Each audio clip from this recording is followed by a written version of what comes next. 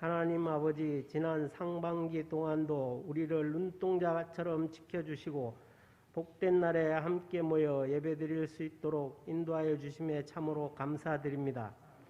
마음과 뜻과 정성을 다하여 드리는 우리의 예배를 기쁘게 받아주시고 기쁨으로 예배드리는 성도마다 하늘의 신령한 은혜와 복을 받아 누리는 참된 예배, 참된 예배자가 되게 하여 주시옵소서.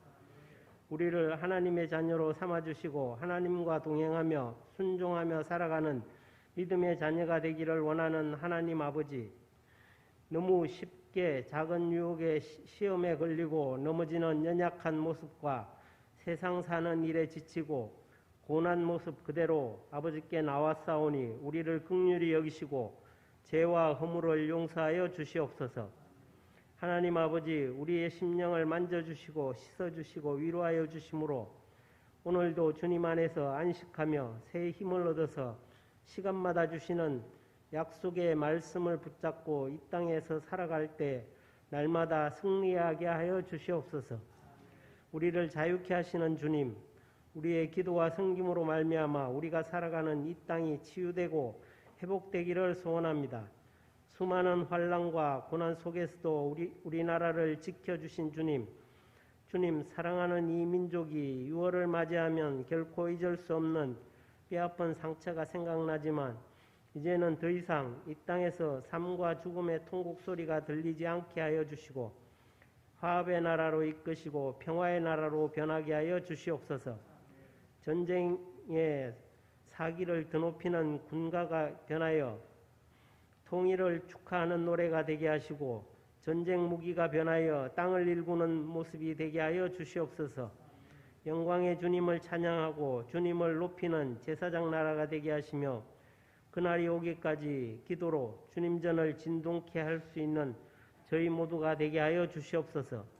주님, 이제 북한이 진정으로 핵무기를 폐기하게 하시고 저들이 자유롭게 복음을 접할 수 있도록 변하게 하시어 남북이 상호 교류하며 함께 발전할 수 있도록 인도하여 주시옵소서. 보혈의 피로 세우신 교회 머리가 되신 주님, 오리동 제일교회를 축복하시고 사랑하여 주시니 감사합니다. 우리 교회가 봉사와 전도를 통하여 지역사회와 성도들 모두에게 다정한 이웃이 되게 하시고 세계 열방에 그리스도의 사랑을 실천하게 하시니 감사합니다. 항상 깨어 기도하며 열심히 전도하는 저희들이 되게 인도하여 주시고 신령한 하나님의 은혜가 늘 충만한 교회가 되도록 축복하여 주시옵소서. 주님, 모든 생명이 있는 것들이 왕성히 성장을 드러내는 이때 저희도 주님의 뜻을 따라 주님의 뜻을 이루는 일에 왕성해질 수 있게 하여 주시옵소서. 우리 모든 성도들이 하나님께서 기뻐하시는 사랑의 사도가 되어 신앙 고백대로 행하게 하옵소서. 행함이 없는 믿음은 죽은 믿음이라고 한 야고보의 고백처럼 우리의 삶 가운데 행함의 믿음이 있게 하옵소서. 우리의 믿음이 있는 행실을 통하여 우리가 주의 제자인 것을 만민이 알게 하옵소서. 무엇보다도 한 사람 한 사람에게 복을 내리셔서 정직하고 신실한 주의 자녀들이 되게 하여 주시옵소서. 또 물가에 심긴 나무가 시절을 쫓아 과실을 맺으며 그 잎사귀가 마르지 아니함 같이 어려운 상황 속에서도 모든 성도들 형통하게 하여 주시옵소서. 이 시간 특별히 주의 손을 의지하여 회복의 역사가 일어나기를 기도합니다. 질병으로 노안으로 고통과 두려움 속에서 치료하며 하루하루를 보내고 있는 성도들이 있습니다. 주께서 안수하시어 하루속히 완쾌되어 함께 예배드릴 수 있도록 인도하여 주시옵소서. 주님, 오는 7월과 8월에는 교회학교, 여름 성경학교 수련회 등 많은 행사를 준비하고 있습니다. 교회 모든 부서마다 성장하고 부흥케 하여 주시옵소서. 같은 말, 같은 마음, 같은 뜻으로 기도하며 준비하는 하반기 사역, 특히 여름 사역들, 유치부와 아동부, 청소년부와 청년부의 이 모든 행사와 사역들 위해 하나님의 크신 능력이 나타나기를 간절히 소망하며 하나님의 도우심을 간구합니다. 행사와 사역들 일정마다 좋은 날씨를 허락하여 주시옵소서. 여름 사역을 통하여 우리 교회가 같은 마음과 같은 뜻으로 온전히 연합하여 서로 사랑함이 풍성한 교회, 날마다 풍성한 열매를 거두며 날마다 건강하게 성장하는 교회가 되게 하여 주시옵소서. 특별히 주일학교를 위하여 수고하고 헌신하는 교역자와 부장, 교사 모두에게 좋은 믿음과 지혜를 더하여 주시며 하나님의 영이 충만케 하셔서 어린 영혼들을 지도하며 말씀으로 양육할 때 힘에 부치지 않도록 때마다 순간마다 도와주시고 인도하여 주시옵소서. 어린 영혼들이 주 안에서 지혜와 총명이 더하여지고 바르게 자라서 다음 세대를 책임지는 귀한 일꾼들이 다 되도록 은혜를 더하여 주시옵소서. 우리 교회 항존직 직분자들을 많이 세워주심을 감사합니다. 앞으로 피택자 교육을 잘 받아서 항존직으로 임명되고 교회 발전에 기둥이 되게 하여 주시옵소서. 더불어 예전도의 주관으로 아나바다 행사를 하고 있습니다. 우리의 필요한 물건들을 서로 나누어 건금 전략하는 삶을 실천하고 서로 나눔의 삶의 좋은 모델이 되게 하여 주시옵소서. 오늘도 시간마다 예배를 인도하며 생명의 말씀을 전해주시는 담임 목사님을 능력의 손으로 붙잡아 주시고 맡겨주신 교회와 성도들을 위하여 기도하며 주의 말씀으로 양육할 때 피곤치 않도록 영육간 강건하도록 지켜주시고 하나님의 지혜로 덧입혀 주시옵소서. 오늘 오직 목회와 사역에 전념하여 일할 수 있도록 가정의 화목과 평안을 허락하여 주시고 때마다 시마다 필요한 것들을 풍성히 채워 주시옵소서. 생명의 말씀을 듣는 이 시간 우리의 마음을 열어주시고 예배의 환경을 주장하여 주셔서 말씀의 은혜 풍성한 시간 되게 하여 주시옵소서. 아름다운 찬양으로 하나님께 영광 돌리는 지휘자, 반주자, 찬양대원 모두에게 항상 기뻐하고 범사에 감사하는 삶을 허락하여 주시고 함께 예배드리며 시간마다 순서를 맡아 이 모양 저 모양으로 섬기는 손길마다 섬김에 합당한 은혜와 복으로 풍성하게 갚아주실 것을 믿고 감사드리며 우리를 구원하여 주신 예수 그리스도의 이름으로 기도드립니다. 아멘.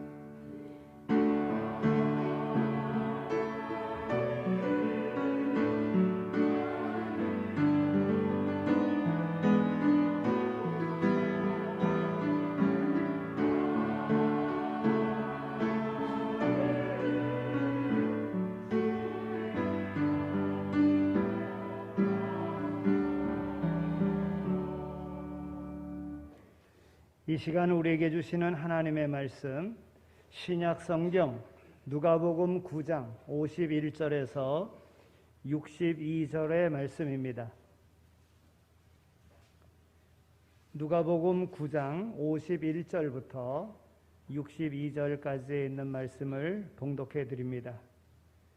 예수께서 승천하실 기약이 참에 예루살렘을 향하여 올라가시기로 굳게 결심하시고 사자들을 앞서 보내심에 그들이 가서 예수를 위하여 준비하려고 사마리아인의 한 마을에 들어갔더니 예수께서 예루살렘을 향하여 가시기 때문에 그들이 받아들이지 아니하는지라. 제자 야고보와 요한이 이를 보고 이르되 주여 우리가 불을 명하여 하늘로부터 내려 저들을 멸하라 하기를 원하시나이까. 예수께서 돌아보시며 꾸짖으시고 함께 다른 마을로 가시니라. 길 가실 때에 어떤 사람이 여짜오되 어디로 가시든지 나는 따르리이다.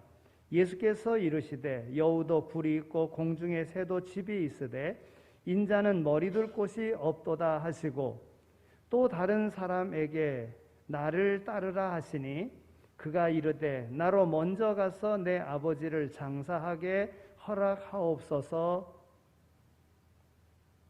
이르시되 죽은 자들로 자기의 죽은 자들을 장사하게 하고 너는 가서 하나님의 나라를 전파하라 하시고 또 다른 사람이 이르되 주여 내가 주를 따르겠나이다마는 나로 먼저 내 가족을 작별하게 허락하소서. 예수께서 이르시되 손에 쟁기를 잡고 뒤를 돌아보는 자는 하나님의 나라에 합당하지 아니하니라 하시니라. 아멘. 이는 하나님의 말씀입니다. 어제가 6.25 72주년 되는 그런 날이었습니다. 방송에서 6.25에 대한 방송을 많이 했고 6.25를 잊어서는 안 된다. 저도 6.25에 대한 것을 이렇게 시청하면서 또 한 가지 또 깨달은 것은 정말 우리나라가 어려웠었을 때에 정말 그 위기의 상황에 있을 때에 유엔 군들이 들어와서 우리나라를 구해준 그 은혜를 잊어서는 안 된다 하는 이러한 마음을 다시 한번 갖게 되었습니다. 동남아에 있는 나라들도 그렇고 우리가 알지 못하는 그런 나라들 그들이 우리나라에 와가지고 정말 목숨 걸고 그 전쟁에서 많은 전사자들을 내면서 싸워줌으로 이 땅에 자유민주주의가 유지될 수 있도록 해주었다. 여러분 이 은혜를 어찌 잊을 수 있겠습니까?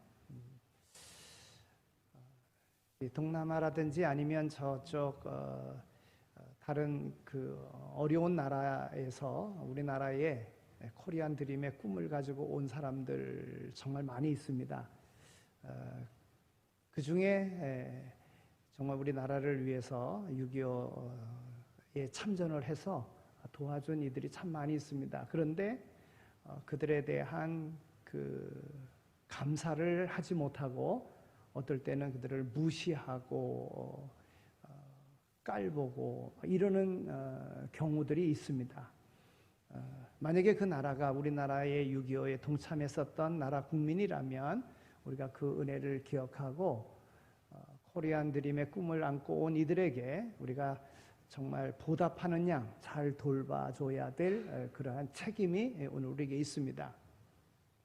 한 가지 접했던 사건 중에 하나는 그 터키라고 하는 나라가 우리나라에 와서 그 많은 17,000명인가 이렇게 파병을 해줘서 이 나라를 위해서 이렇게 싸워줬는데 그 중에 터키 병사 한 명이 그 고아 한 명을 이렇게 그 진영에서 같이 내무반에서 같이 이렇게 돌봐주며 키워줬었던 그리고 다시 60년 만에 다시 그 아이를 만났던 그러한 영화가 있습니다. 영화 제목이 아일라라고 하는 그런 영화 제목인데 그 영화 제목은 그때 그 가족을 다 잃고 혼자 고아된 아이를 이름 져준 그 이름이 아일라입니다. 터키로 데려가고 싶었지만은 그때 그렇게 데려갈 수 없는 그런 상황이어서 못 데려갔는데 그 고아원에 맡기고 갔었는데 다시 60년 만에 이렇게 찾아와 만난 그 사건의 영화가 있습니다. 이것이 터키에서 상영될 때에는 700만이라고 하는 많은 사람들이 그래서 순위 6인가 7위가 될 정도로 그렇게 많은 사람들이 터키에서는 관람을 했다는 겁니다. 근데 우리나라에서도 똑같이 그 영화가 상영이 되었는데 40만도 안 되는 인원이 봤다는 거예요. 10분의 1 정도밖에 안 되는 인원이 봤다는 거죠. 그것은 우리가 그만큼 그 은혜에 대한 것을 잊고 살아간다. 이제 우리나라가 경제 선진국으로 10위에 해당하는 그런 나라이거든요. 그러니까 은혜를 모르면 교만하게 되어져 있습니다. 가난한 나라들을 무시하게 되어져 있어요. 우리가 지난날 어려웠었던 때에 정말 두 주변의 나라들을 통해서 도움받았다고 하는 이 사실을 잊지 말고 보답하는 이러한 마음으로 살아가는 것, 이것이 바로 참다운 사람의 도리다 이렇게 생각이 듭니다. 다시 한번 6.25를 잊지 말고 그때 정말 가장 어려웠을 때에 우리를 도와줬었던 이들에 대하여 은혜에 보답하는 이런 마음으로 나갈 수 있게 되어지기를 소망합니다. 신앙으로 볼 때 또 우리가 하나님께서 창조하시고 또 창조하신 그 섭리 가운데 맨 마지막에 인간을 창조하셔서 창조하신 모든 것을 그 인간에게 주었다. 이것은 하나님의 아주 특별한 배려와 사랑이고 하나님의 은혜입니다. 그 중에 또 죄악된 가운데 우리를 구원하시기 위하여 독생성자 아들 예수 그리스도를 보내주시고 그 예수를 믿게 하셨다. 여러분, 이것은 놀라운 은혜입니다. 하나님께서 오늘 우리를 사랑하셔서 우리를 구원하시고 우리에게 영원한 생명의 소유자가 되게 하셨다 하는 이 은혜를 잊어서는 안 됩니다. 이 은혜를 기억하고 살아가는 모두가 다 되시기를 소망합니다.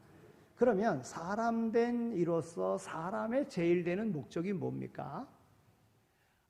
웨스트민스터 신앙 고백 그 요리문답 가운데 제일 첫 번째 사람의 제일 되는 목적이 무엇이뇨? 라고 하는 그 답이요. 사람의 제일 되는 목적은 하나님을 영화롭게 하고 영원토록 그를 즐거워한 것이니라 그랬어요. 그러니까 사람의 제일 되는 목적은 하나님의 은혜를 기억하고 하나님을 영화롭게 하는 데 있어요. 그러니까 하나님의 이름이 욕되게 하면 안 됩니다. 하나님의 이름이 영화롭게, 영광스럽게 만들어야 될 것이 바로 피조물된 모든 이들이 감당해야 될 일이고 특별히 사람이 감당해야 되는 사람의 제일 되는 목적이 하나님을 영화롭게 하는 데 있다고 하는 것입니다. 그러면 어떻게 하는 것이 하나님을 영화롭게 하는 것입니까? 성경의 모든 내용의 말씀을 보면 구약의 말씀은 장차 오실 예수님에 대한 기록이고 신약은 예수님께서 오셔서 활동하신 그 내용을 기록한 것이고 앞으로 있어질 일에 대한 것을 기록한 것이 성경이다. 우리는 이렇게 믿고 있습니다. 그렇습니다. 그러면 성경이 오늘 우리에게 주시는 교훈이 뭔가? 왜 예수님이 오셔야 되고 또 예수님이 오셔서 공생애를 마치시고 예수님께서 다시 오신다고 말씀하셨는가? 여러분, 이것이 하나님의 섭리입니다. 성경이 오늘 우리에게 주는 교훈은요, 하나님을 영화롭게 하는 방법은 하나님께서 보내신 자 그 예수를 믿는 것, 이것이 바로 하나님을 영화롭게 하는 것입니다. 성경의 모든 내용을 보면 하나님은 그의 백성들이 예수 그리스도처럼 되기를 바라십니다. 그를 알기를 원하십니다. 또 예수 그리스도를 닮아가는 것, 이것이 바로 하나님의 백성을 향하신 하나님의 뜻입니다. 여러분, 예수님께서 이 땅에 예수님을 보내주신 것은 바로 모든 인류를 구원하시기 위해서 보내주신 거거든요. 그리고 구원하시기 위해서, 모든 인류를 구원하시기 위해서 오신 예수님을 닮아가면서 아직도 구원받지 못한 영혼들을 구원하는 삶을 사는 것, 이것이 바로 하나님을 기쁘시게 하는, 하나님을 영화롭게 하는 하나님의 뜻을 따르는 삶이라고 하는 것입니다. 이제 예수님께서 공생의 모든 기간을 마치시고요, 이제 다시 하나님의 나라로 가시기를, 이제 하나님께로 가시기를 이제 마음에 정하시고 이제 예루살렘으로 향하여 올라가십니다. 왜냐하면 예루살렘에서 그 정한 절기를 지키시고 그리고 그곳에서 십자가를 지시고 그리고 부활하셔서 하나님 나라 가시게끔 되어져 있는 것입니다. 그래서 이제 예수님께서 공생의 마지막 부분에 예루살렘을 향하여 올라가십니다. 예루살렘을 향하여 올라가시는 거예요. 그런데 예루살렘으로 올라가시면서 먼저 이제 사자를 보내어 예수님의 길을 열도록, 예수님께서 가시는 모든 과정들에 그 준비하도록 사자를 보내셨어요. 근데 첫 번째 가는 곳이 어디였느냐 하면 사마리아의 한 마을입니다. 갈릴리에서 예루살렘으로 가시는데 예수님의 공생의 기간이 거의 갈릴리 지역 아니었습니까? 그러니까 갈릴리에서 예루살렘으로 가시는데 사마리아를 거쳐서 가셔야지만이 됐던 거예요. 그래서 사마리아로 가려고 하는데 사마리아 사람들이 예수님의 지나가심을 거부하는 것입니다. 왜 거부하느냐 하면 유대인들과 그 이스라엘 솔로몬 왕 이후로 나라는 둘로 갈라졌습니다. 북쪽은 이스라엘, 그리고 10지파를 중심으로, 남쪽은 유다와 베냐민 2지파로 주로 유대 지파가, 그래서 남쪽은 유대, 북쪽은 이스라엘. 그래서 이 나라가 둘로 갈라진 이런 상태에 있었습니다. 그리고 북쪽이 우상을 섬기고 하나님의 뜻대로 행하지 아니하며 하나님이 정해주신 절기도 자기네 마음대로 해서 그렇게 지나는 그 동안에 하나님께서는 그들의 죄악됨을 보시고 아수르에 의해서 멸망하게끔 만드십니다. 그래서 이 북쪽 이스라엘이 아수르에 의해서 이들이 아수르화하려고 그 북쪽 이스라엘을 혼혈 민족으로 만들었습니다. 북쪽 이스라엘의 수도가 사마리아인데 바로 그 아수르화 하려고 해서 혼혈 민족 된 사람들을 사마리아인이다 이렇게 부르는 겁니다. 그러니까 유대인들은 혼혈 민족된 그 사마리아인들과 좋은 관계가 될 수 없고요. 그들을 무시했고 개취급을 했고 인간 대접을 해주지 않았습니다. 그러나 예수님은 그 모든 사람들을 다 구원하시기를 원하시는 주님의 마음속에서 사마리아로 지나가시기를 원했고 마지막 가시면서 그들에게 은혜를 끼치기를 우리 주님은 원하셨던 것이지요. 근데 사마리아인들이 거부하는 겁니다. 맞이하지 않았어요. 받아들이질 않았어요. 그러니까 이때에 야고보와 요한이요, 그 광경을 보고서는 이런 사마리아 사람들을 혼내주고 저주해야 한다고, 보복해야 한다고 그렇게 주장을 했습니다. 오늘 말씀 54절에 있는 말씀을 보면 주여 우리가 불을 명하여 하늘로부터 내려 저들을 멸하라 하기를 원하시나이까 그랬어요. 불을 내려서 저들을 멸하시기를 원하십니까? 아니, 불을 내려서 저들을 멸하는 것이 옳지 않습니까? 그렇게 예수님에게 이야기했어요. 네. 여러분, 이 야고보와 요한 형제지 않습니까? 근데 이들의 성격이 좀 불같았어요. 그래서 예수님께서 그들을 별명 지어주시기를 우레의 아들이다 그랬어요. 우레의 아들이다. 그러니까 막 과격하고 아주 그냥 성격도 불같고 막 그러니까 우레의 아들이다. 그러니까 그 성격대로 그들에게 불을 내려서 심판하십시오 이렇게 이야기했던 것입니다. 지금 모시고 가고 있는 예수님, 그 예수님이 누구인 줄 모르고 감히 영접도 하지 않고 마을에 들어오지도 못하게 한단 말인가? 하늘에서 불을 내려서 저들은 멸해야 된다. 아니, 이런 생각, 어찌 보면 옳은 생각이지요. 그러나 예수님의 생각은 그렇지 않았다는 거예요. 오늘 예루살렘으로 올라가시면서 거기에 예수님을 따르는 많은 사람들이 있는 걸 봅니다. 다양한 사람들이 있는 걸 봅니다. 그러면 오늘 우리가 제자의 길을 간다고 하면 또 예수님께서 공생의 기간 3년 동안 이제 거의 가르칠 것은 다 가르쳐 주시고 보여줄 것은 다 보여주신 그러한 상황 속에 모든 것을 다 배우고 예수님에 대해서 알 만큼 다 안 그들에게 예수님께서 교훈해 주시는 것이라 이 말입니다. 여러분, 우리가 예수를 믿고 믿은 지 얼마나 오래됐습니까? 우리가 모른다고 생각하는지도 모르겠지만 물론 부족하지요. 어찌 다 알 수 있겠습니까? 그러나 오늘 예수를 믿는 그 순간 오늘 우리는 예수님의 제자가 되고 제자의 길을 가는 사람이라는 겁니다. 그러면 오늘 우리의 생각대로가 아니라 주님께서 원하시는 것은 무엇인가? 오늘 이 말씀 속에 등장되어지고 있는 4명의 제자를 통해서 우리가 어떤 길을 가기를 원하시는가? 주님께서 원하시는 그 제자상은 어떤 것인가를 한번 생각해 보고자 하는 것입니다. 첫째는 바로 야고보와 요한입니다. 이 야고보와 요한은요, 반대하는 이들에 대해서 벌을 내려야 된다고 그렇게 이야기하고 있습니다. 그렇게 주장하고 있습니다.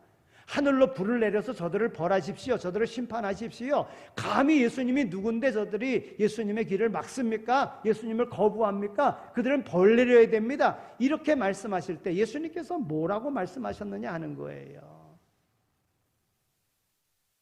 예수님께서 그들을 보고 꾸짖으셨습니다. 꾸짖으셨어요. 그러니까 그것은 잘못됐다는 것이지요. 그러면 제자로서 그러한 마음이 들 때에 예수님께로부터 꾸지람을 받았다? 그러면 그렇게 하지 말라 하는 겁니다. 그러면 어떻게 해야 됩니까? 우리는 우리를 반대하는 이들을 대해서 인내해야 합니다. 인내해야 돼요. 참아야 돼요. 그리고 예수님께서는 그 길을 반대하는 그 길로 가지 아니하시고 다른 길로 가셨어요. 다른 길로. 여러분, 본서를 기록하고 있는 누가는요, 예수님이 그러면 무엇이라고 꾸짖으셨는가, 그 내용은 기록하고 있지 않아요. 그런데 다른 서신에 보면, 다른 복음서에 보면은요, 오늘 이 본문 말씀 다음으로 55절에 이런 말씀을 삽입했어요.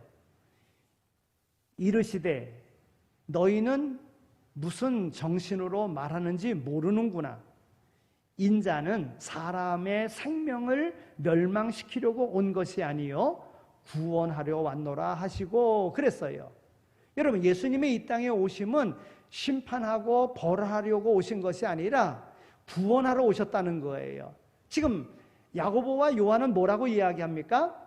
저들을 불을 내려서 심판하십시오, 멸망하십시오, 이거거든요. 그래서 그들을 꾸짖으신 거예요. 그러니까 예수님의 마음은 뭐냐 하면 내가 멸망시키러 온 것이 아니라 구원하러 왔다. 그러니까 그들이 깨달을 때까지 놔두는 겁니다. 그리고는 벌하지 아니하시고 다른 마을로 돌아서 예루살렘으로 가시는 것입니다. 예수님의 두 제자 야고보와 요한은 불벌약을 요청하고 그리고 그들을 벌하실 것을 그렇게 말씀하셨지만 하나님은, 예수님은 그것을 원하지 않으셨어요.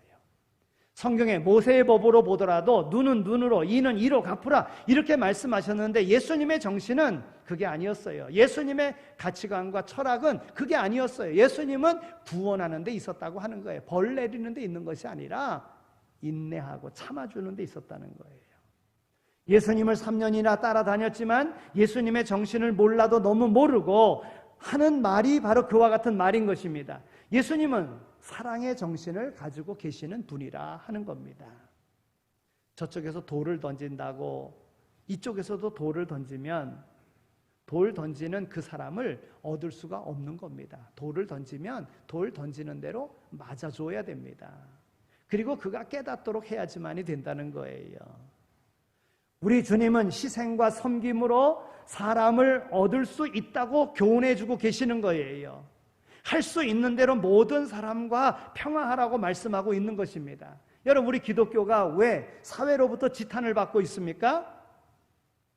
그것은 사회가 교회에 대하여 하는 대로 교회가 사회에 대하여 행하였기 때문에 그런 거예요. 그러니까 다 똑같다고 이야기하는 거예요. 비판하고 욕하면 욕하는 대로 다 받아야 됩니다. 그리고 시간이 좀 걸리더라도 인내하면서 그들이 깨달을 때까지 기다려야 돼요. 왜냐하면 심은 대로 거두게 되어지는 것이고 그 목적한 바가 분명히 하나님의 정하신 때에 이루어지기 때문에 그렇습니다. 좀처럼 쉽지는 않지요. 그러나 제자의 길을 가려고 하는 사람은 예수님의 정신을 알고 그리해야 된다 하는 것입니다. 우리는 사랑으로, 섬김으로 기다리고 용납해야 합니다. 여러분, 심판이라고 하는 것은 하나님의 권한인데 우리가 하나님에게 심판해달라고 하는 것도 월권이요 우리의 할 일이 아닌 것입니다. 심판은 하나님께 맡기는 거예요. 원수 갚는 것도 주님께서 내게 맡기라 그러시지 않았어요? 우리 주님께 맡기는 거예요. 여러분, 이것이 제자의 도리이며 예수님의 정신인 것입니다. 원수 갚는 것도 우리 주님께서 맡아주시겠다고 하셨는데 우리는 주님께 맡기고 나가는 거예요. 우리를 반대하는 저들의 마음을 얻기 위해서는 인내하고 그들의 행하는 것 알지 못해서 그러는 것이니까 참고 기다리면 되는 것입니다. 언젠가는 저들이 예수 믿게 해달라고 그리고 기도하면 그들이 예수를 믿게 될 것이고 예수님의 정신으로 돌아오게 된다는 겁니다. 인내하는 마음이 바로 제자의 마음이라 하는 겁니다. 두 번째는요, 오늘 말씀 가운데에 길 가실 때에 어떤 사람이 여짜오되 어디로 가시든지 나는 따르리이다 그랬어요. 어디로 가시든지 나는 따르리이다. 여러분, 제자의 길을 가려고 하면 물질의 욕심을 버려야 됩니다. 그래야 제자의 길을 갈 수 있습니다. 내가 주를 따르리이다 이렇게 이야기할 때는 예수님을 통해서 이루어진 사건들을 그는 보았습니다. 예수님의 그런 삶 속에 모든 것이 다 형통하게 되는 것을 보았습니다. 병자들이 고침받는 걸 보았어요.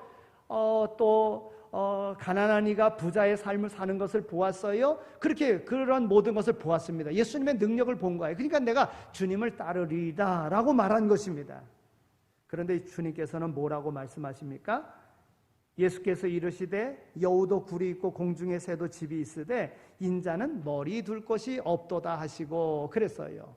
여러분, 여우도 굴이 있는데 공중의 새도 집이 있는데 인자는 머리 둘 곳 없다. 집이 없다는 얘기예요. 물질이 없다는 이야기예요. 그럼에도 불구하고 따르겠느냐 하는 것이지요.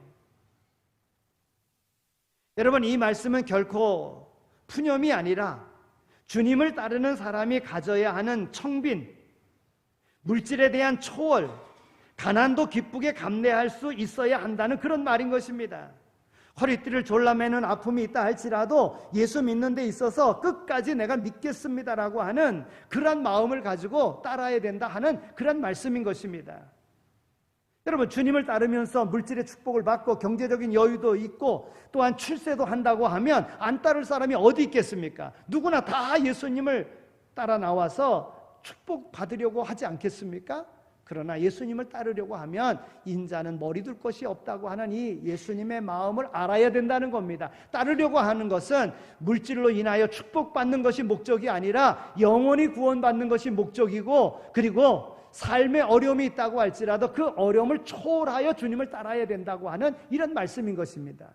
그러나 오늘날 어떻습니까? 많은 사람들이 예수 믿고 병 고침 받고 예수 믿고 축복받고 예수 믿고 명예를 얻고 형통하고 이러려고 믿는 경우가 많이 있지 않습니까?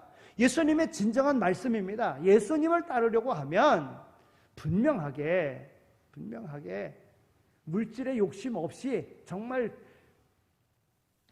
배를 줄이는 그러한 일이 있다고 할지라도 따르려고 하는 이런 마음이 있어야 진정한 제자의 길을 갈 수 있다고 하신 주님의 말씀입니다. 다시 말씀드립니다. 예수님께서 이제 예루살렘에 올라가서 공생애를 마치려고 하는 이제 거의 3년 지나서 가르칠 만한 모든 걸 다 가르치고 주님께서 하시는 말씀이라고 하는 겁니다. 그러면 이 말씀이 얼마나 중요한 겁니까? 오늘 믿고 있는 제자가 되기를. 여러분, 예수 믿는 모든 사람들은 다 제자입니다. 왜냐하면 제자라고 하는 말은 따른다고 하는 말입니다. 가르침을 받는 것을 말하는 겁니다. 예수 믿음으로 예수를 통하여 구원받겠다고 하는, 그래서 예수님의 길을 가겠다고 하는 이들이 제자 아닙니까? 그럼 믿는 모든 사람들은 다 제자인 거예요. 그럼 제자는 어떤 목적을 가지고 주님을 따라야 되는가? 바로 물질의 욕심을 초월한, 명예의 욕심을 초월한 이런 마음으로 정말 주님의 정신을, 주님께서 이 땅에 구원을 위하여 오신 그 구원의 마음을 가지고 가는 자가 진정한 믿음의 소유자라고 하는 것입니다. 여러분, 교회가 존재할 수 있는 길은 바로 그것입니다. 믿음으로 세상의 어떤 모든 명예를 얻으려고 하는 데에는 이것은 교회 존재가 불확실합니다. 존재할 수 없습니다. 영원할 수가 없습니다. 지금까지 교회가 유지될 수 있는 것은 바로 주님께서 말씀하신 제자의 그 길을 걸어온 이들이 있었기 때문에 교회가 존재하는 거예요. 이것은 영원한 하나님의 나라로 연결이 되어진다 하는 것입니다. 여러분, 목사가 되려고 하면 여러 가지 삶의 환경이 다른 가운데에 이제 신학교에 들어옵니다. 그러면 이제 시험을 보고요, 맨 마지막에 면접을 합니다. 면접을 하는 것은요, 그 면접을 통해서 그의 철학, 그의 사상, 그의 신앙, 그의 됨됨이 이런 것을 면접을 통해서 알 수 있으니까는 마지막 면접을 합니다. 그래서 면접도 다른 학과목과 똑같은 점수가 부여되는 거예요. 근데 회사에서 사원을 뽑을 때도 마찬가지로 마지막에 면접을 합니다. 면접을 해요. 예. 그래서 목사로 이렇게 왔을 때에 각 다양한 이들이 있어요. 여러분, 교회가 막 이렇게 막 부흥되고 잘 될 때는요, 결혼 이렇게 선망의 대상 이렇게 있을 때에 목사가 4위인가까지 올라왔었던 때가 있었어요. 뭐 의사, 변호사 뭐 이러면서 4위까지 올라왔었던 때가 있었어요. 교회가 막 부흥하고 그럴 때. 근데 이제 부흥하지 않고 막 교회가 어렵고 목사 직도 감당하는 게 어렵고 그럴 때는 이발사 다음으로 내려갈 정도로 그랬던 적이 있었지요. 그럼 다양한 사람들이 이렇게 옵니다. 근데 그때 오는 사람들 중에는 정말 어려서부터 내가 목사가 되겠다고 하는 그런 사명에서 온 사람도 있고요. 어떤 사람들은 두루 다 이렇게 따져보니까는 그래도 목사직이 괜찮은 것 같아요. 왜냐하면 정년이 70까지 있거든요. 아무리 대기업을 간다고 그래도 40 넘어서 50 전에는 거의 다 끝납니다. 끝나요. 몇몇 사람만 더 올라가지 나머지는 아무리 좋은 대기업이라고 할지라도 50대 전후로 해가지고 다 끝납니다. 그런데 목사는 70까지거든요. 70까지. 그러니까 그것이 좋아서 오는 사람도 있어요. 왜 왔느냐 그러면 나는 그래도 일하는데 이게 직장 때문에 이렇게 뭐 70까지니까 그래서 좋아서 왔다. 그건 솔직한 사람이죠. 그런 솔직한 사람. 어떤 사람은 이 일 저 일 다 하다가 안 되니까 마지막에 할 일 없어서 이제는 이건가 보다 싶어서 그렇게 자기 합리화하면서 오는 사람도 있어요. 사업 다 망하고. 그러니까 다양한 사람들이 옵니다. 다양한 사람들이 와요. 어떤 사람들은 이것이 좋아서 많은 것을 배웠어요. 아주 고학력자예요. 저희도 학교 들어갈 때에 꼭 한두 명 서울대 출신이 왔어요. 그러면 그들은 와가지고 이게 공부하고서 그 다음에 거의 교수들이 되더라고요. 근데 교회가요, 고학력자들이 오고 그 다음에 박사들이 뭐 생기고 이러면서 교회는 다른 많은 나라들을 보더라도 선진국이 되어져 가면서 고학력자가 되면서 교회는 쇠퇴해졌다고 하는 겁니다. 여러분, 교회에서 뭐 학적인 얘기를 하고, 여러분 교회에서 자기 논문 발표하고, 여러분 이렇게 하는 것이 교회가 아닙니다. 복음은 어려운 게 아닙니다. 복음은 쉬운 거예요. 여러분, 우리가 신앙생활하면서 뭐 신앙생활하는데 어떤 직분을 받는다? 어렵다? 물론 어려울 수도 있죠. 어떤 직분을 받기까지 그만큼 수고하고 애쓰고 헌신한 것 때문에 되는 것 아니겠어요? 그래서 성도들의 신임을 얻어서 되는 거 아니겠어요? 그러면 다 갖추어져 있는 겁니다. 이것을 어렵게, 다른 사람들에게 어렵게 전달하면 안 돼요. 복음을 받아서 구원받은 자면 그 받은 바 은혜에 감사함으로 다른 이들에게 쉽게 복음을 전해줄 수 있어야 되는 거예요. 내가 구원받았으면 구원받은 그 기쁨으로 다른 사람에게도 복음을 전하는 것, 이것이 바로 제자의 삶이라고 하는 겁니다. 제자는 제자가 되어지고 제자 삼는 일까지 가야 완성된 제자의 삶의 모습이라 볼 수가 있는 것입니다. 모든 욕심을 내려놓고 오직 예수님으로 충만하다고 하는 이 예수님으로 충만한 삶을 살아야 되는 거예요. 그럴 때에 예수님께서 그 길을 책임져 주시는 겁니다. 여러분, 오늘 우리의 마음속에요, 믿음으로 물질의 욕심을 가지고 주님을 따르겠다? 온전히 따를 수 없어요. 신앙생활 하다가 어려움 당할 수 있어요? 내가 신앙생활 하다가 어려움을 당했으니까 이 기독교는 나와 맞지 않는 종교인가 보다 다른 데로 가는 것, 이 옳은 게 아닙니다. 오늘 물질의 명예의 그러한 권력의 이러한 욕심을 가지고 그걸 목표로 해서 예수 믿었다고 하면 그것은 잘못된 제자의 삶이라고 하는 겁니다. 물론 주십니다. 그러나 그보다 더한 것, 영원한 것으로 하나님 나라에서 오늘 우리에게 주십니다. 그러나 이 땅에서 또 주시는 것입니다만은, 그러나 그것이 목표가 되어서는 안 된다고 하는 것입니다. 주님을 따르려고 하면 물질의 욕심을 버려야 됩니다. 바로 예수님을 따르겠다고 하는 두 번째 사람은요, 내가 예수님을 따르면서 예수님을 통한 영광을 누리겠습니다 하는 목적으로 이야기한 것입니다. 그럴 때 예수님께서는 여우도 굴이 있고 새도 집이 있는데 인자는 머리 둘 것이 없다, 이 말씀을 하신 겁니다. 여러분, 우리의 신앙생활에 분명한 목표를 정하고 바르게 걸어갈 수 있는 주님의 참 제자의 모습으로 나갈 수 있게 되어지기를 소망합니다. 세 번째는요, 또 어떤 사람이요, 다른 사람이 예수님을 따르는 것을 보면서 나를 따르라, 이렇게 예수님께서 말씀하셨어요. 여러분, 예수님께서 그를 지명하셔서 너 나를 따르라, 이렇게 말씀하신 거예요. 59절에 있는 말씀입니다. 그랬더니 뭐라고 말합니까? 나로 먼저 가서 내 아버지를 장사하게 하옵소서 그랬어요. 여러분, 제자는요, 주님이 따르라고 했을 때에 따를 수 있어야 돼요. 이 말은 무슨 말이냐 하면 예수님의 말씀에 뭐라고 이야기하냐면 나로 내 아버지를 장사하고 따르게 하소서 그랬어요. 이것은 우선순위를 분명히 해야 된다는 겁니다. 그러면 이 나를 따르라고 말씀하신 예수님의 이 말씀을 들은 이 제자된 이는 무엇이 우선입니까? 내 부모가 우선인 거예요. 나로 내 부모를 장사하고 따르게 해 주십시오. 지금 그 부모가 죽은 것 아닙니다. 언제 죽을지도 몰라요. 그냥 내 부모가 죽은 다음에 그때 따르겠습니다. 우선순위가 잘못된 겁니다. 주님이 따르라고 직접 주님께서 말씀하셨다면 모든 것 다 포기하고 주님을 따라야 되는 거죠.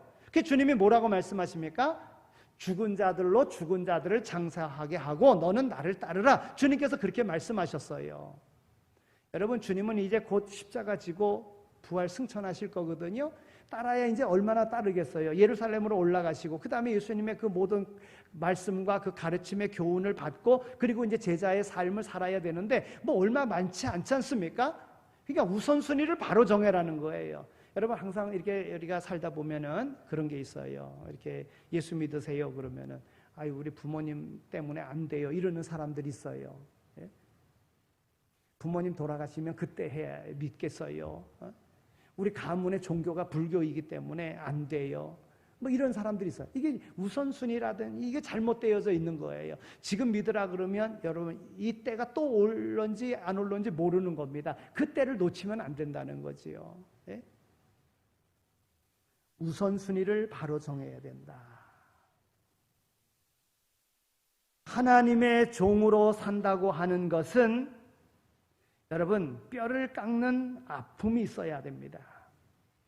이 사람이 집에 들어가서 곧 장례를 모셔야 하는 아버지의 장사를 지낸 후에 주님을 따르겠다고 그렇게 이야기합니다. 주님의 종으로 설 수 없는,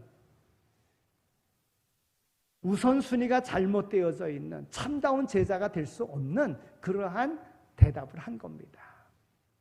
여러분, 오늘 우리에게 주어진 이 날이요 언제 다시 올는지 모릅니다. 다시 말씀드립니다. 주님께서 예루살렘을 향하여 가시면서 십자가를 지려고 가시면서 구원을 이루기 위하여 가시면서 만났던 사람에게 제자의, 그러면 주님을 따르겠다, 따르라 이렇게 말씀하신 이분들은 예수님의 3년 공생의 기간에 예수님과 전혀 연관이 없었던 사람일까요? 그렇지 않습니다. 3년의 모든 것을 다 지켜보았던 사람들입니다. 그러니까 얼마든지 예수님의 말씀을 이해하고 따를 만한데 이제 얼마 남지 않은 그 기간임에도 불구하고 예수님의 말씀을 거부했다는 거예요. 알게 모르게 오랜 동안 예수를 믿었는데도 불구하고 예수님의 정신을 모르고 믿음의 생활하는 이들이 얼마나 많은지 모릅니다. 뭘 이루고 난 다음에 하겠다? 여러분, 그 과정 속에 어떤 일이 있어지는지 모릅니다. 주님이 말을 따르라고 또 어떤 상황 속에서 그런 기회가 주어졌을 때 이 기회를 신앙에 두지 않으면, 주님의 제자의 사명에 두지 않으면 어떤 일도 감당할 수 없다고 하는 것입니다. 하나님의 나라를 전파하는 사람은요, 하나님의 부르심에 우선순위를 두어야 합니다. 그는 죽음의 시닥거리로 인생을 그렇게 보내다가 마치는 사람이 되고 말았을 것입니다. 이것 때문에 안 되고 저것 때문에 안 되고, 여러분 참다운 주님의 제자로서 우선순위를 바로 정하고 나갈 수 있는 모두가 다 되시기를 소망합니다. 그 다음에 제자는요, 전심을 다해야 합니다. 또 어떤 사람이 주님 앞에 나왔습니다. 주여, 내가 주를 따르겠나이다마는 나로 먼저 내 가족을 작별하게 하소서 그랬어요. 집안 식구들과 더불어 작별하고 그리고 따르게 해달라고 하는 거예요. 성경에 보면 옛날 엘리야 시대에 후계자 엘리사에게 집에 들어가서 부모님과 작별 인사하고 따르게 했습니다. 여러분, 엘리사는 집에 돌아가서요, 한결이 소를 가져다가 잡고 소의 모든 기구들을 다 불살라 그 고기를 삶아서 백성들에게 나누어 먹게 하고서 그리고 엘리야를 따르며 수종 들었습니다. 그런데 우리 주님께서는요, 엘리야의 요구보다도 훨씬 더 엄격한 것을 말씀하십니다. 예수님은 전심으로 하지 않는 봉사를 원치 않으시는 것을 발견해 볼 수가 있습니다. 예수님께서 말씀하십니다. 예수께서 이르시되 손에 쟁기를 잡고 뒤를 돌아보는 자는 하나님의 나라에 합당하지 아니하니라 그랬습니다. 여러분, 손에 쟁기를 잡은 사람은요, 앞에 보이는 흔들리지 않는 목표를 바라보면서 오직 한 길, 오로지 앞만 보며 가야지 그 고랑을 똑바로 낼 수 있는 겁니다. 지금은 트랙터나 이런 거로 다 하기 때문에 그렇습니다만은, 옛날에는 소 가지고 이렇게 으랴으랴 소도 몰아야 되고 골도 똑바로 내야 되고 그런 게 있었잖아요. 근데 그 똑바로 내는 비결은 뭐냐면, 앞에 보이는 움직이지 않는 목표를 향해서 가야지만이 똑바로 갈 수 있다고 하는 겁니다. 소가 가는 대로 가면 안 돼요. 목표를 정해놓고 가야 똑바른 밭고랑을 낼 수 있는 겁니다. 손에 쟁기를 잡고 뒤를 돌아보는 자라고 하는 말은 유대인들의 오랜 속담이었습니다. 여러분, 오늘 우리의 속담 가운데도 있어요. 거의 비슷한 속담이라고 골라보면, 운물을 봐도 한 운물을 파야 된다고 하는 말씀과 비슷하다 볼 수 있어요. 자꾸 뒤를 돌아보는 사람은 밭 일항을 제대로 읽을 수 없습니다. 잘 사는 친구들을 돌아보고 옛날 잘 나가던 직장을 쳐다보며 그때를 동경하면 주님의 일을 하지 못합니다. 우리는 예수님이 꿈꾸시고 예수님이 기대하는 제자로 살아야 합니다. 그리고 제자의 그러한 길을 걸어가기 위해서 우리는 최선을 다해야지만이 되는 거예요. 우리 주님께서 말씀하십니다. 진실로 다시 너희에게 이르노니 너희 중에 두 사람이 땅에서 합심하여 무엇이든지 구하면 하늘에 계신 내 아버지께서 그들을 위하여 이루게 하시리라. 두세 사람이 내 이름으로 모인 곳에 나도 그들 중에 있느니라 말씀하셨습니다. 전도서 4장 12절에 있는 말씀을 보면, 한 사람이면 패하겠거니와 두 사람이면 맞설 수 있나니 세 겹줄은 쉽게 끊어지지 아니하느니라. 여러분, 혼자 개인적으로 아무리 잘 믿어보려고 하여도 한계가 있습니다. 그러나 두세 사람이 합심하면 어떤 대적 마귀도 맞설 수 있습니다. 세 겹줄은 정말 쉽게 끊어지지 아니합니다. 무슨 말씀입니까? 혼자 독불장군 없다는 거예요. 나만 옳다고 주장하면 안 된다는 거예요. 다른 사람의 이야기도 들을 수 있어야 된다는 거예요. 그래서 예수님께서 전도할 때도요, 한 사람씩 보내지 않았어요. 두 사람씩 짝지어서 보냈습니다. 이게 비결이에요. 함께 하는 거예요. 교회는 혼자서도 교회가 될 수 있습니다만은, 그러나 최소의 교회는 두세 사람이 내 이름으로 모인 곳에 나도 그들과 더불어 함께 있겠다 그랬어요. 교회는 함께 이루어가는 것입니다. 내 의견과 다르다고 할지라도 다른 사람의 의견을 따를 수 있는, 그것이 옳고 그것이 성경적이면 그 말씀대로 같이 갈 수 있어야 됩니다. 그것이 바로 성공하는 비결이라고 하는 거예요. 많은 사람들이 실패하는 이유가 뭡니까? 고집센 사람들이 실패합니다. 남의 말 듣지 않는 사람들이 실패합니다. 자기만 옳다고 생각하는 사람들이 실패합니다. 말씀을 맺습니다. 오늘 기독교를 반대하는, 대항하는 이들이 있어요. 그들을 향하여 우리는 좀 더 인내해야 됩니다. 그래야 그들을 얻을 수가 있습니다. 여러분, 코로나를 이렇게 놓고 보더라도요, 처음에 기독교인들을 얼마나, 물론 신천지가 그렇게 처음에 그 중국에 선교한다고 갔다가 와서 그렇게 감추고 하는 것 때문에 이제 욕먹은 그런 것도 있습니다만은, 그러나 기독교를 얼마나, 아니 식당은 다 가는데 왜 교회는 못 모이게 합니까? 교회는 더 철저하게 하는데 왜 그렇게 합니까? 그러나 묵묵히 우리는 지켜왔어요. 그래도 다 함께 따라와 왔어요. 그랬더니 교회가 많이 협조해줬다고 이야기하잖아요. 네? 교회가 많이, 성도들이 많이 협조해줘서 그래도 성공적인 방역을 했다고 그렇게 이야기하잖아요. 그렇습니다. 반대하는 세력이 있어도 인내하며 참는 겁니다.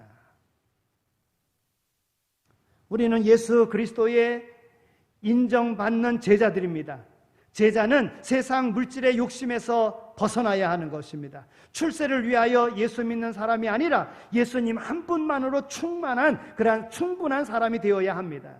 제자는 주님을 따르는 것이 우선이어야 합니다. 제자는 전심을 다하여야 합니다.